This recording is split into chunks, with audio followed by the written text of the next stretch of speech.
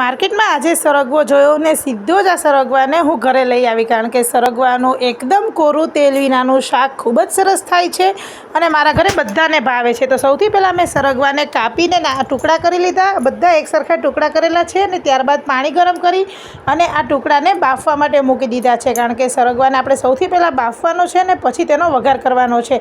તો પાણી એકદમ ખદખદી ગયું છે ને આપણે જોઈ શકીએ છીએ કે આપણી શીંગનો કલર છે તે પણ ચેન્જ થઈ ગયો છે ને સરસ મજાની શીંગ બફાઈ ગઈ છે। હવે આ બાફેલી શીંગને આપણે એક પ્લેટની અંદર કાઢી લેશું અને વઘાર માટે એક તપેલીની અંદર 2 ચમચી જેટલું તેલ એડ કરીશું। તેલ ગરમ થઈ જાય એટલે એમાં થોડું જીરું એડ કરીશું અને હિંગનો વઘાર કરી આ સરગવાની બાફેલી સ્ટીક છે તેને એડ કરી દઈશું અને મિક્સ કરી લઈશું। પછી એમાં 1 ચમચી હળદર, સ્વાદ મુજબ મીઠું અને 1 ચમચી જેટલું લાલ મરચું પાવડર એડ કરીશું, 1 ચમચી ધાણા જીરું પાવડર એડ કરીશું અને બધી જ વસ્તુઓને બરાબર મિક્સ કરી લઈશું। હવે આપણે એમાં એડ કરીશું થોડો એવો ચણાનો લોટ। મેં અહીંયા 2 થી 3 ચમચી જેટલો ચણાનો લોટ છે તે એડ કરેલો છે અને 1 જ ટીપું પાણી એડ કરેલું છે, તમે 1 ઘૂંટડો પાણી પણ એડ કરી શકો છો અને ફરી પાછી બધી જ વસ્તુઓને આપણે સરસ રીતના મિક્સ કરી લેવાની છે, જ્યાં સુધી ચણાનો લોટ એકદમ સરસ મિક્સ ન થઈ જાય અને ચણાનો લોટ પાકી ન જાય ત્યાં સુધી આપણે ધીમા ગેસે તેને મિક્સ કરતું રહેવાનું છે।